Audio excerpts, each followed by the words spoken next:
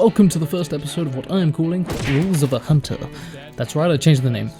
It will highlight all of the things a good hunter does without thinking in order to survive in the bio, otherwise known as Hunt Showdown.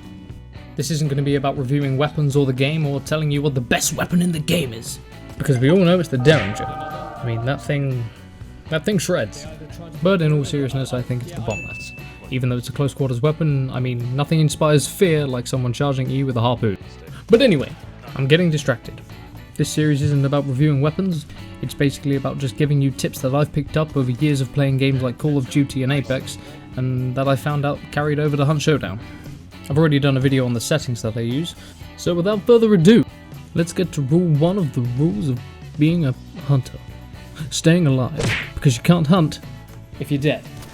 Now I know that sounds obvious, but the inspiration for this came from the amount of times teammates just blindly charge in and wind up dead. You often hear them shout, "I'm pushing," or "let's flank," or "I'm going in," and then not 3 seconds later, becoming enraged at this. Oh, fuck off, I'm down. Oh dear. Yep, those ones. They're really frustrating moments because it leaves you in a 1v3 or 2 depending on what you're playing, and usually with no hope of survival. So, here is a list of some do's and some don'ts to help you stay alive. Firstly, do play to your weapon's range. In this scenario, notice how I keep myself as close to the mounds as possible. This way, when using the bomb lance, it reduces the enemy's reaction times before I can hit them in the face. Apart from that bit when I whipped out the Derringer, forgetting I had a bomb lance. Hashtag Derringer OP. This also applies when using shotguns and the bomb lance in close quarters such as inside buildings. By keeping enemy lines of sight short, you can increase your chances of giving them 12 gauge buckshot straight in the face. Or just hitting with the bomb lance. Whatever floats your boat. The point I'm trying to make is that playing to your weapon range is a really good way. Who is that? Unimportant. Now, what was I saying? Yes, weapon ranges. Play to them. It's good. Same way if you're using a Sparks, play long range because it's very satisfying to schmandingle someone's head in. Like this. I hear a creeper. Peek. Oh, she is. Stupid move. Okay. Yeah, seen him. I'm about to send some lead. What? Delivered. Nice. Seriously, I will never tire of that headshot noise. I mean, listen to it. It's also a really good way to know if someone's dead or not. Moving on. In Hunt Showdown, one bullet can wind you up dead, so it's really important to make sure you're the one who gets the first shot off. Typically, if I don't start a fight, I back up and reset so my opponent no longer has the advantage. Here's an example. I'd previously killed someone, and upon searching for their mate for a long time, I'd assumed they were a solo, so I pushed and went to loot his body. When, out of nowhere, this turned out was hiding in the hedge the whole time, because people have the patience of a saint in this game. After taking a shot, I decide that I need to throw a grenade in order to keep him back. However, it does the opposite and makes him push. So I quickly engage panic procedure and start jumping whilst healing. But now it is an even fight. Making sure I got that heal off was really important, because the worst thing you can do in these situations is engage in a fight when you are already on low health. The first shot is one of the most important. This all sounds so obvious, but I come across so many people not doing this. I get hit off and they just stand there waiting for that second body shot. If your opponent gets the first shot, disengage and then re-engage when you are no longer at a disadvantage.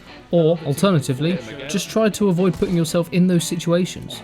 If you have a shotty, avoid open areas, and if you have a sniper, avoid the enclosed spaces with short sightlines. Now, granted, sometimes I will overstay my welcomes and put myself in these horrible situations, which is what brings us on to our next do. Developing what is called an exit strat.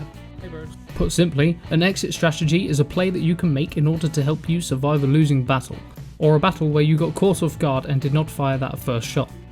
This normally involves knowing your teammates' positions and giving you a fallback option, allowing you to retreat to where they are and team shot. If an enemy team on hunt believe you are weak, they will often get tunnel vision and push you, and this is an excellent opportunity in order to bait them into a trap. Moving on to my final do for staying alive. Developing a panic response and knowing how to stay calm during these intense situations in Hunt Showdown. This normally involves thinking about the fight or flight reaction. Sometimes, running away in Hunt is not the best option, as it can give enemies more time to line up a headshot on you. Here is an example. Headphone users, you've been warned. More. Here, we were chasing someone down as we heard birds in the distance. When, all of a sudden... How far away was Senor B, lady? Pretty far. Very faint.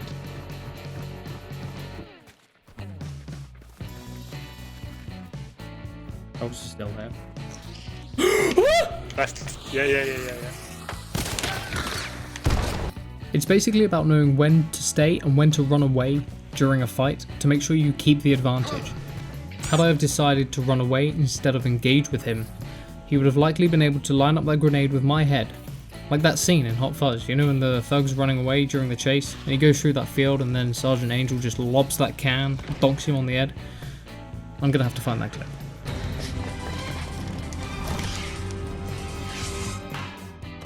Never gets old. Anyway, the point I'm trying to make here is that sometimes it's best to stay and fight and not just run away. Utilize that panic procedure and just hope for the best. But at the same time, once you've done something amazing, maybe it is then time to run the hell away. Keep it going unless you're 100% confident. Here, I'll show you the rest of that clip. Yeah. Nice. Seen him. He has a shotty! Finish him off! Hey, it's quick death. Yeah.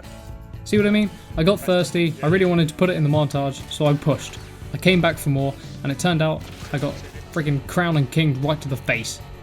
So in summarization, always have a good exit strategy, play to your weapon's ranges, and know when to fight the flight response. It was very hard to say, and I'm fairly certain I said the first two backwards. But shut up and move on. Because that brings us to the end of the video. I'm really hoping to get some more episodes out soon, including episode 2 of the Rules of a Hunter. Anyway, I really hope you enjoyed this video, and I look forward to doing more. Like I said, this is all still very new to me, so don't expect the videos to be something spectacular, but I'm hoping to hopefully get them better as time goes on. That was loud.